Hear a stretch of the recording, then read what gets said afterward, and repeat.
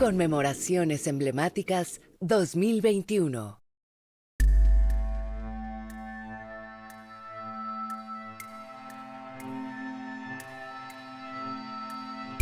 Algunos códices, crónicas y hallazgos arqueológicos han tenido historias complicadas yendo de un lado a otro, sufriendo mutilaciones o incluso fueron destruidos a propósito, como la quema de códices por Fray Diego de Landa en el área maya.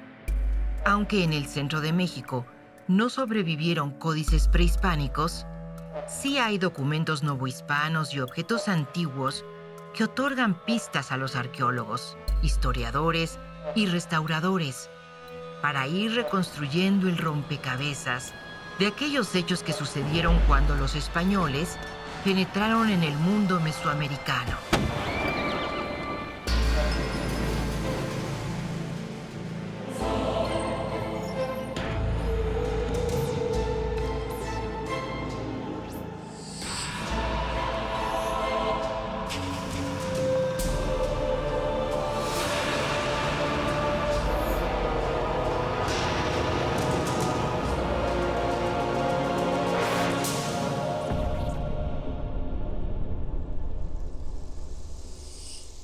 A pesar de ser documentos posteriores a la llegada de los españoles, las crónicas novohispanas son importantes porque describen objetos, lugares, ceremonias y personajes que de otra manera sería muy difícil imaginar.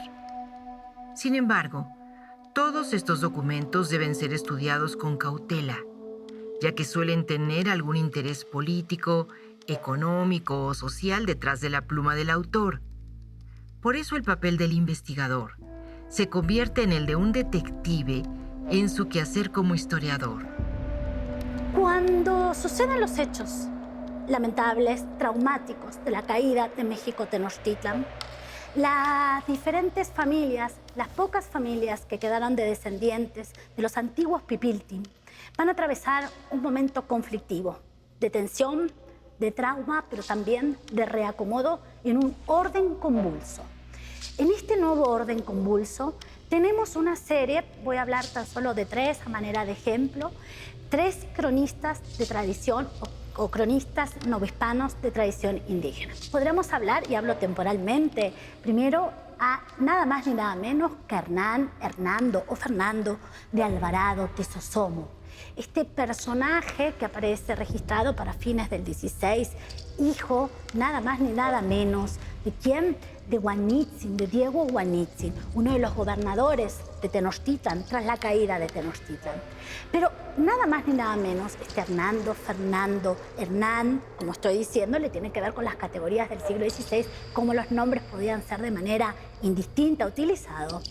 Era nada más ni nada menos que descendiente del linaje de Axayácatl. Nada más ni nada menos de uno de los Huaytatoani más importantes de México Tenochtitlan. Es este hombre tan peculiar que va a registrar o va a escribir dos obras. La primera de ellas, fines del siglo XVI, escrita en náhuatl en el formato de crónica europeo que se llama la Crónica Mexicana. Recordemos que para fines del siglo XVI los antiguos nobles habían perdido sus privilegios, es decir, que necesitaban reubicarse, volverse a localizar en lugares de poder, como en la audiencia o en el cabildo, en lugares de decisión. Este aquí cómo podemos entender a la crónica mexicana.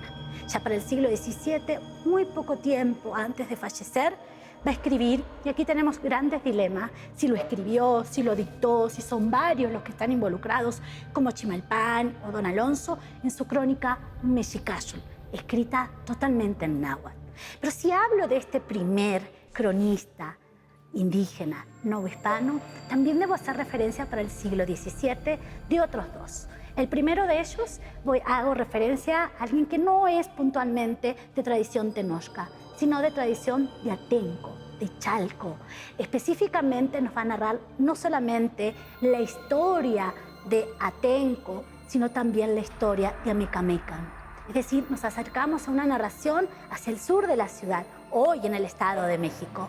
Es Chimalpán quien va a residir de manera muy temprana en la Ciudad de México, en una ermita, donde tenemos algunos datos sobre posiblemente cómo llegó. Sabemos que se ubicó en el antiguo barrio de Moyotla. Se ubica en un lugar estratégico, en la ermita de San Antonio Abad. De esa manera él va a empezar a escribir en náhuatl siempre, lo que posteriormente hemos llamado sus relaciones. Siempre es un nombre que los investigadores le pusimos, y su propio diario, donde a manera de anales va a registrar las fechas de este mundo occidental, pero también desde el calendario mexica Tenochca, las diferentes fechas y hechos que ocurrieron. Bernal Díaz del Castillo es un cronista de la conquista de la Nueva España, la conquista de México, y que es muy interesante por su manera misma de narrar, de explicar cómo se dio la conquista, pero que al mismo tiempo no solo habla de la conquista, sino introduce otros temas muy interesantes de los que no hablan otros cronistas. Por ejemplo, habla, además de las batallas, de los encuentros con los indios, habla de las propias relaciones que mantienen los españoles con otros grupos de españoles, habla de sus propias ideas, de sus propias emociones. Llega a hablar Bernal Díaz también de sus emociones, cosa extraña en un guerrero que habla de sus miedos, de sus temores. Habla también de los indígenas, si bien él expresa sus enojos cuando se refiere a la muerte de algunos de los soldados españoles, pero por otro lado él hace un reconocimiento también de la cultura que tienen los indios. Habla de que son muy buenos herbarios, que son muy buenos cantantes, que han aprendido muchas cosas ya después de la conquista, de estudios en teología y demás temas, de tal manera que es muy variado de lo que habla Bernal Díaz. Bernal Díaz era el hijo de un regidor de Medina del Campo en Castilla la Vieja. Él evidentemente aprendió a leer y escribir, pertenecía, digamos, a un grupo privilegiado que dirigía y administraba esta ciudad que fue en el siglo XV muy, muy importante. Ya después, a lo largo del siglo XVI, decayó muchísimo, pero él seguramente aprendió a ser amanuense, a ser escribano, a copiar documentos, porque su padre trabajaba como regidor y seguramente había ese tipo de trabajos que le sirvieron más adelante cuando él decide hacer una crónica. Existen dos manuscritos, dos versiones distintas. Una que se llama la versión del manuscrito de Guatemala, que es la que él siguió escribiendo de puño y letra. Bueno, tuvo ayudantes para escribir este manuscrito, pero en algunos folios u hojas se nota su letra.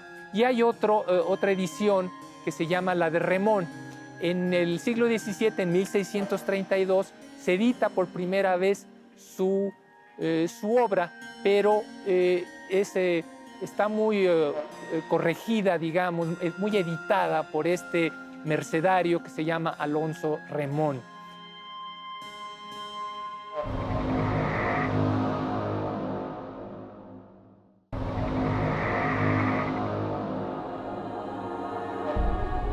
Son muchos los datos que la arqueología mexicana ha recuperado a lo largo de los años. Las crónicas y la arqueología son complementarias. Cuando los españoles vieron por primera vez las ciudades prehispánicas, no ocultaron su asombro en los relatos que dejaron como testigos de esa grandeza, y estas descripciones nos ayudan a conocer mejor cómo era aquella época.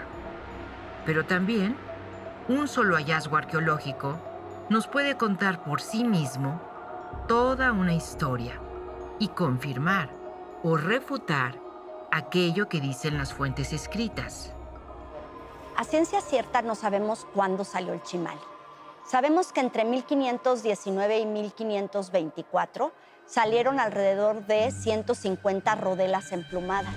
que se mandaron a Carlos V como parte de los regalos y de las pruebas de las maravillas que había en América. No sabemos la ruta que siguió, no podemos saber exactamente el puerto al que arribó, pero podemos pensar que en algún momento fue trasladado a Flandes y que de ahí viajó a Viena, donde se encontraba en el siglo XVIII. En el siglo XIX, cuando Maximiliano llegó a México, tuvo interés en formar un museo nacional. Y entre las cosas que él quiso mostrar al pueblo de México fueron 3 cosas que estaban en las colecciones de su familia en Austria.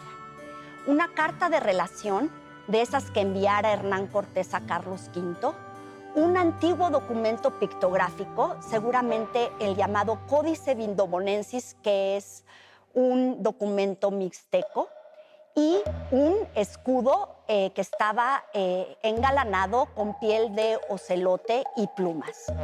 Maximiliano hizo todo lo posible por recuperar estos 3 objetos, pero su hermano, el emperador de Austria, solo envió uno, el chimali que hoy tenemos en el castillo de Chapultepec. Este chimali seguramente fue hecho en un taller especializado de los mexicas, muy probablemente en la capital del imperio, en Tenochtitlan, quizás incluso en algún taller asociado al Palacio de Moctezuma. Sabemos que estaba compuesto de materiales muy finos y cuya localización y adquisición era difícil. Por lo tanto, no todos los talleres podían conseguir estos materiales. Así que podemos pensar que se hizo quizás por un grupo muy especializado de amantecas, es decir, de plumajeros que se dedicaban a hacer objetos para el propio soberano, para que los regalara, los intercambiara o se utilizaran en ceremonias muy específicas. Había 2 técnicas para realizar la plumaria. Una era la pluma atada, con la cual se podían hacer volúmenes, se podían hacer texturas, quizás elementos colgantes, elementos que tuvieran movimiento. Y después estaba el mosaico de plumas, que era una técnica muy difícil de realizar, en la cual había que hacer un fino papel, quizás con fibras de algodón o a veces con mezclas de fibras, en las cuales se pegaban las plumas con un adhesivo sumamente transparente y después se cortaban en pedacitos pequeños y se ensamblaban. Esto hacía que se pudieran realizar motivos muy, muy complejos. En un escudo que está en Viena hay un motivo de un cánido y está perfilado en lámina de oro. Entonces tenía que haber un trabajo simultáneo entre los amantecas y los orfebres. Por otro lado, se podían utilizar materiales brillantes y esto fue utilizado primero en los objetos que se enviaron a Europa y que entraron, por ejemplo, a las colecciones de las casas reales o a las armerías de ciertas familias importantes. Pero después se continuó haciendo este trabajo fino del mosaico en la Ciudad de México. Sabemos que después de 1521 siguieron haciéndose objetos. En este caso, quizás ya los motivos empleados cambiaron. Se utilizó ya no la iconografía prehispánica, sino nuevos motivos de la nueva religión implantada. Bueno, el proyecto de buscar los barcos de Cortés surge en 2017. Es un proyecto de la Subdirección de Arqueología Subacuática de Lina y nos damos a la tarea de buscar estas embarcaciones que Cortés míticamente, ¿no?, en ese momento tan especial del inicio de la conquista, hunde, ¿no? Algunas fuentes pues también hablan de que quemó las naves o que las echó en la playa y las desmanteló.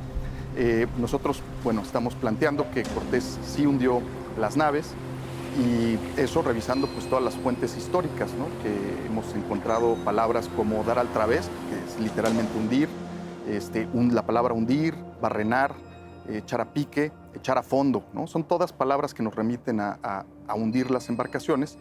Y bueno, el título del proyecto es Arqueología subacuática en la Villarrica, tras los pasos de Del Paso y Troncoso y los barcos hundidos de Cortés.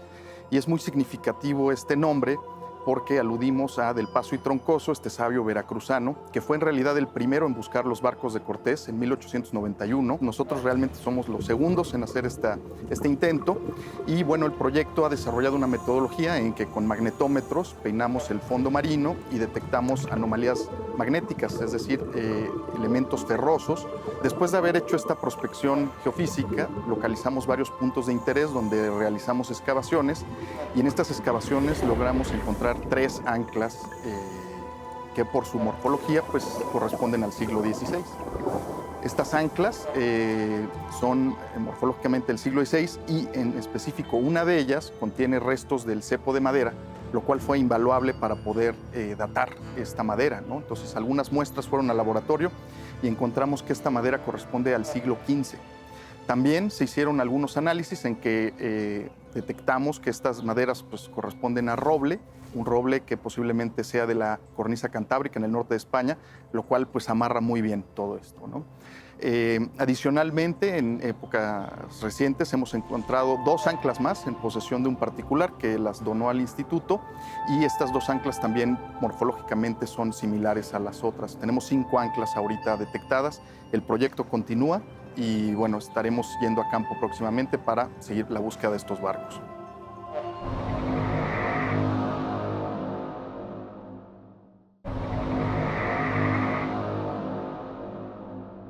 El 13 de agosto de 1790, el mismo día que la caída de Tenochtitlan y Tlatelolco, pero 2 siglos y medio después, se vuelve a poner interés en el pasado prehispánico a partir del hallazgo de la escultura monumental de la Coatlicue, la diosa con falda de serpientes, en la Plaza Mayor de la antigua Ciudad de México.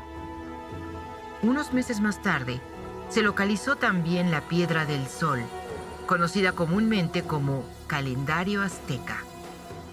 2 hallazgos arqueológicos que simbolizaron el reencuentro de los pueblos originarios con su pasado enterrado en 1521.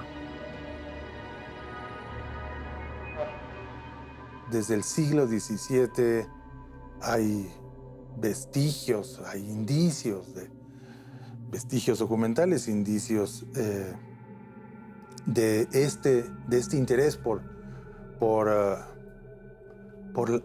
esto, insisto, que llamaron la antigüedad mexicana y que va cobrando fuerza a lo largo del siglo XVIII por una serie de esfuerzos individuales. Son básicamente iniciativas individuales de personas con nombres y apellidos muy puntuales. Hay un interés en este tema y en los materiales, y cuando digo los materiales, pienso en códices, pienso en documentos y pienso también en las pequeñas colecciones que fueron formando todos y cada uno de ellos en el ámbito privado. Y bajo este paraguas es que ocurre el hallazgo de los 2 monolitos en 1790.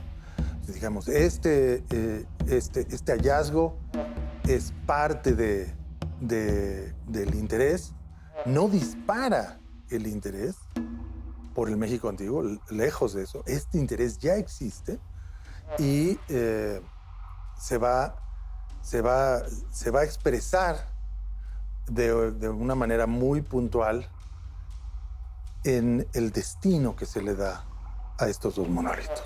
La Piedra del Sol va a estar más cerca de Catedral durante varias décadas hasta terminar en un costado, en el costado poniente de Catedral, antes de ser llevada al Museo Nacional. Y la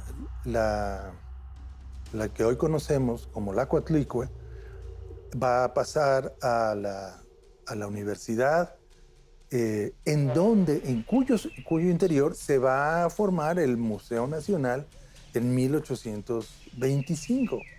Y más adelante, también en el siglo XIX, en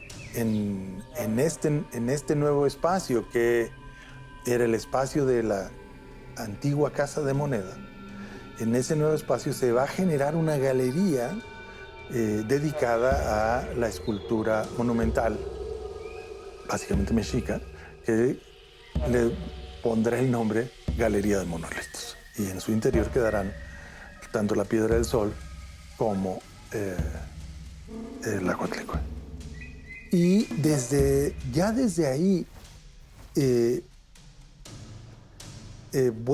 muy pronto vuelve a aparecer la necesidad de contar con un espacio mejor y más amplio para albergar las colecciones que cada día van aumentando. Es parte del interés que en el siglo XIX genera el siglo XVI. Digamos, hay una historia por escribirse que es cómo los hombres de letras del siglo XIX en el México independiente se proponen la recuperación del siglo XVI. Todos ellos coinciden, liberales o conservadores, del bando que sean, coinciden en que es central entender qué sucedió en el siglo XVI, estudiar qué sucedió en el siglo XVI, porque ahí se ha depositado el origen de esa nación independiente. Pasamos al siglo XX, este museo ya es absolutamente insuficiente para sus colecciones, y lo que tenemos en el siglo XX es el desgajamiento de ese Museo Nacional. La primera colección que se desgaja es la Historia Natural, que se va a la calle del Chopo. Van a pasar varias décadas y el siguiente desgajamiento va a ser la colección de historia, que se remitirá a el Castillo de Chapultepec. A ese mismo Castillo de Chapultepec se va toda la colección de historia a principios de los años 40 y se va a inaugurar unos años más adelante, ya acondicionado el espacio, tanto de exhibición como de almacenamiento, como el Museo Nacional de Historia. Nos lleva a concluir que no hay nada más inestable que el pasado. El pasado está constantemente renovándose, reescribiéndose, debatiendo entre sí. ¿Y cómo se da esto? ¿Por una sola generación? No. Estamos en la democracia de los muertos, como dice Luis Miguel Aguilar. En este debate participan todos y de la manera más activa. Gracias a esa democracia de los muertos, estás donde estás. Y puedes hablar como hablas. Y puedes interesarte en lo que te interesa, ya sea la música, la literatura, las artes, la alimentación, la historia, la arqueología de las civilizaciones indígenas.